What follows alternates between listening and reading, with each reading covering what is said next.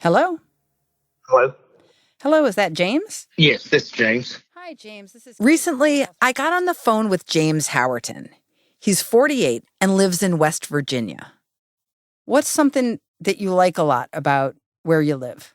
Kind of quiet, peaceful, surrounded by some woods.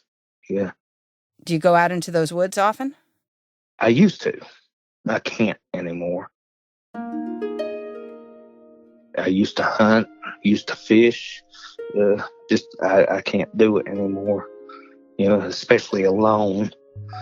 Uh, there's a lot of times if I go out trying to walk through the woods, I'm scared. The mountains around West Virginia is kind of steep, so if I get out there and start coughing, there's a good chance I'll pass out. And if I pass out, I don't want to wake up at the bottom of the mountain or in the hospital. James was a coal miner for more than 20 years until his lungs gave out. When did you first start to feel your lungs? It'd be about 2007. I would wake up and blow my nose. I'd be blood. I'd start coughing, and I'd have streaks of blood. His diagnosis? Black lung. It's a deadly illness caused by prolonged exposure to dust. There is no cure. After decades of decline, black lung is now on the rise again. Roughly 1 in 5 miners in central Appalachia have the disease. Do you regret going into mining? I regret not going to school, furthering my education. I regret going underground completely. It shaved off a lot of my life. And I don't know from day to day when my lungs are going to go completely. I don't know when I'm going to pass out and just not wake up. It scares me, and I regret a great deal. Welcome to The Journal, our show about money, business, and power. I'm Kate Linebaugh. It's Monday, October 2nd.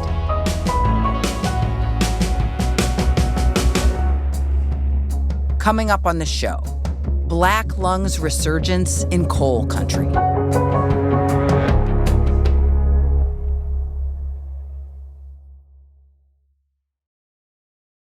This episode is brought to you by Empower. If you're like most people, you've had your fair share of financial questions. Questions like, will you be able to afford a third kid? Will you be able to do everything you want when you retire?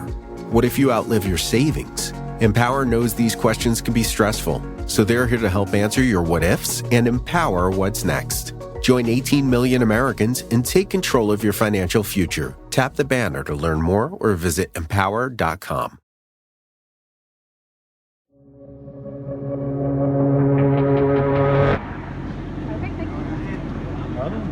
This summer, our colleague Chris Marr went to West Virginia to report on the rising number of black lung cases.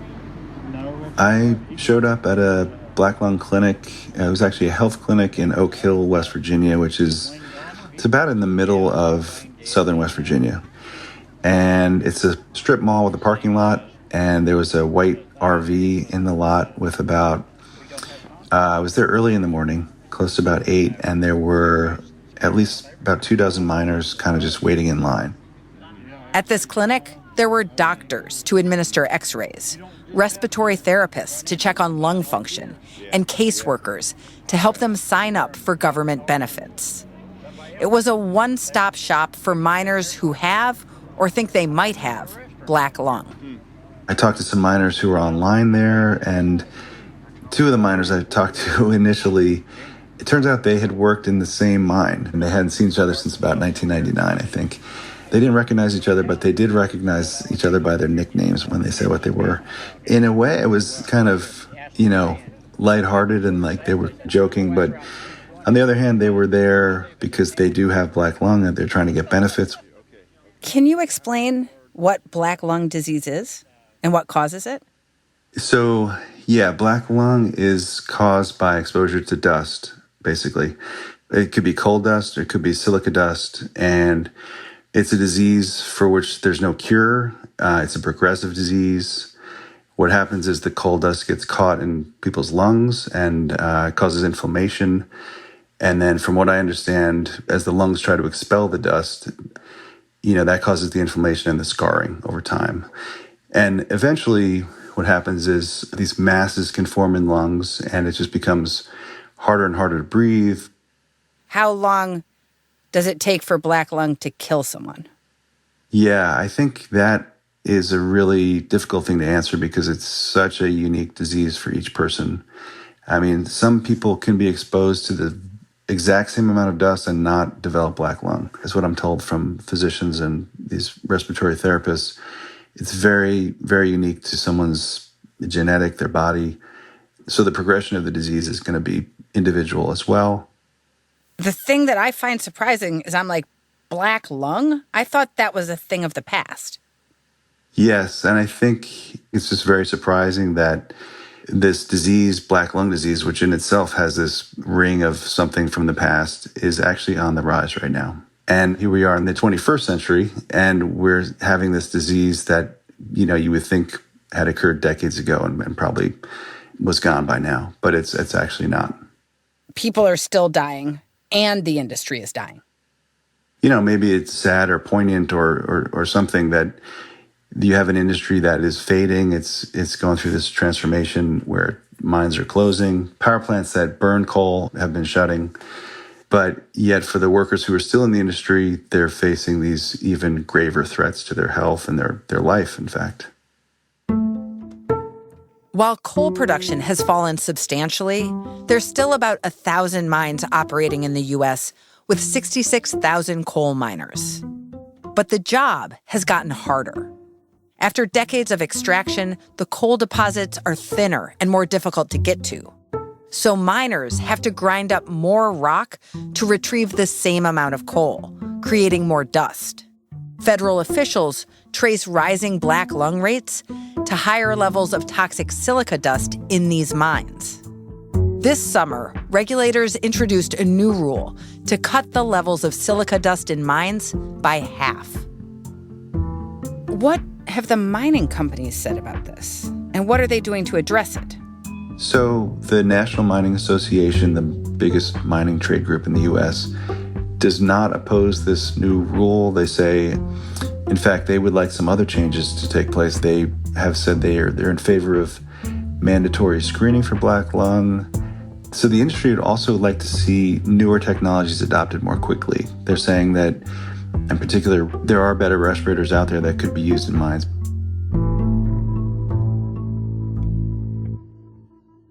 If black lung is so lethal and prevalent, why do people still go to work in the mines?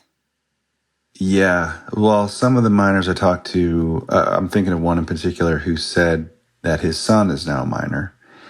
And, I'm talking to a man who has black lung, who knows other people in his family who have had it. And now his son is in the mine and he can see, maybe my son's starting to have symptoms. Maybe my son's coughing. He wants his son to stop being a miner right now. That man was James Howerton, the miner we heard from earlier. James dropped out of high school after finding out he had a child on the way, and he went to work in the mines. When I first started, as fun in a lot of ways, as exciting.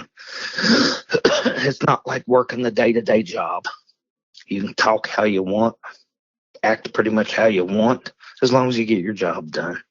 And as a young person, you think it's the greatest thing in the world. The people underground, they're like brothers. You spent more time with them than your own family. What was your actual job at the mines? When I first started, I was helping move belt, and I was running what they call a bridge. They mine the coal from the miner, put it onto the bridge. It's kind of like a portable belt line that feeds it to the belt conveyor and outside. And then I ran a scoop for quite some time, actually years. I'd been a section foreman. I had my own section for right around 7 years. How hard was this work? Very, very strenuous.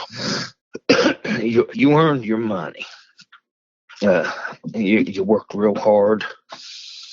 I came home so beat, wore out. I would sit down. There was a lot of times my wife would fix me a meal halfway through my meal and just fall asleep right on the couch. Were there any alternatives?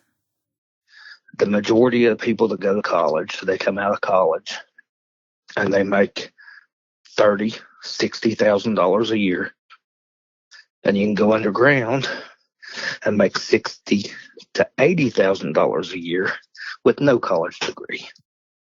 Working in the mines, James was able to support his family and raise 5 kids. But then came the lung problems.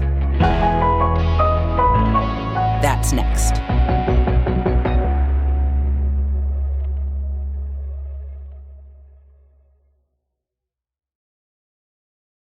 This episode is brought to you by NetSuite by Oracle. Remember these numbers: 36,000, 25, 1. 36,000 is the number of businesses that have upgraded to NetSuite. 25 is the amount of years NetSuite has been helping businesses do more with less. And 1 because NetSuite will help get everything you need in one place. Learn more and download NetSuite's popular KPI checklist absolutely free at netsuite.com/journal.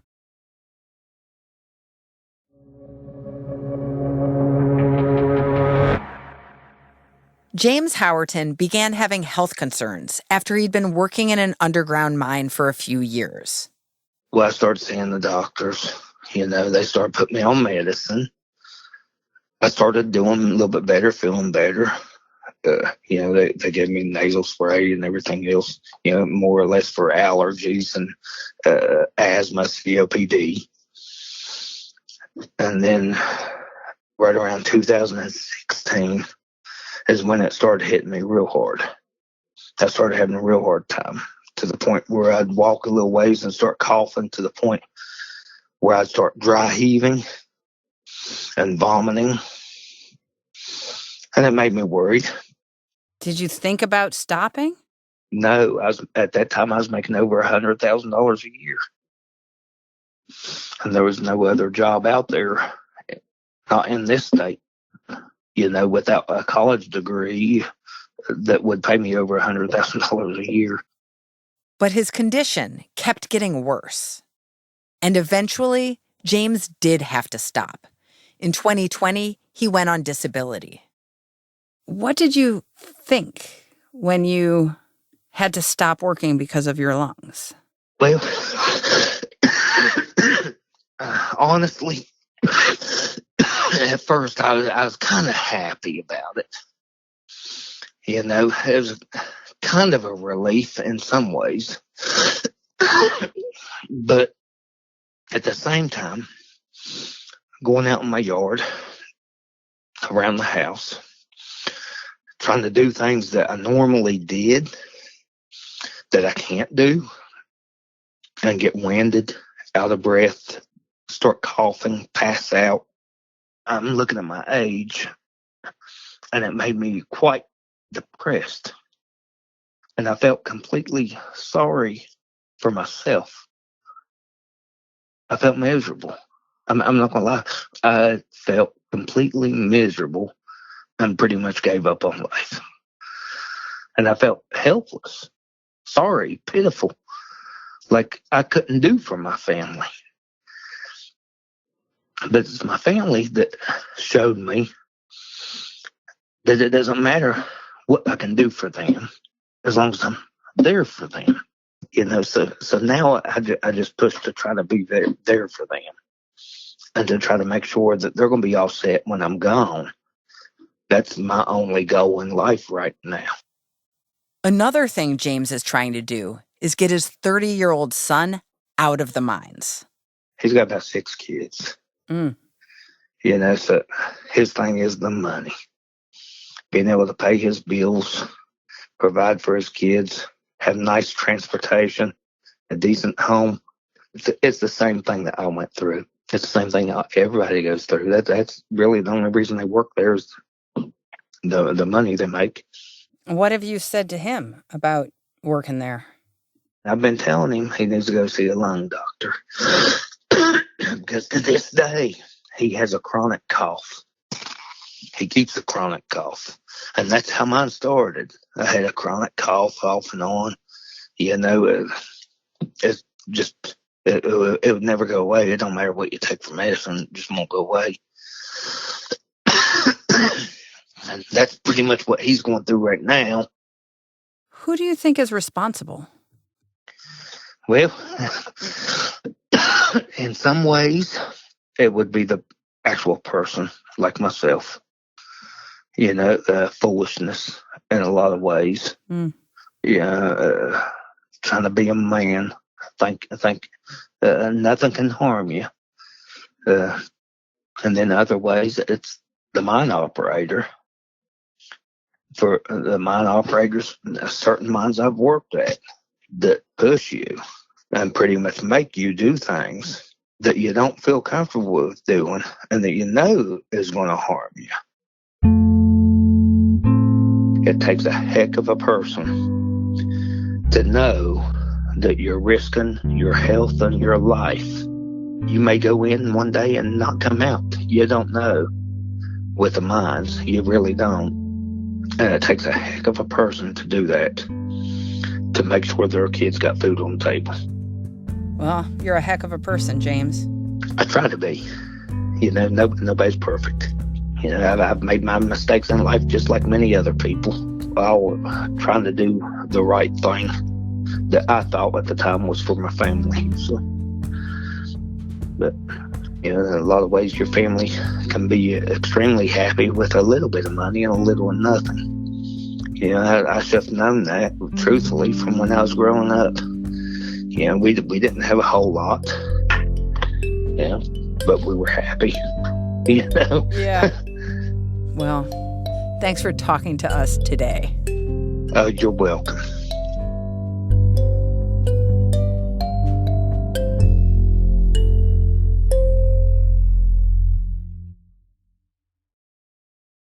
Before you go, the trial of Sam Bankman-Fried starts tomorrow.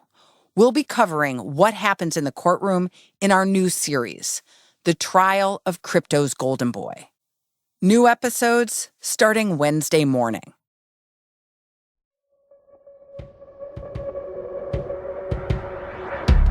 That's all for today, Monday, October 2nd. The Journal is a co-production of Spotify and The Wall Street Journal. If you like our show, follow us on Spotify or wherever you get your podcasts. We're out every weekday afternoon. Thanks for listening. See you tomorrow.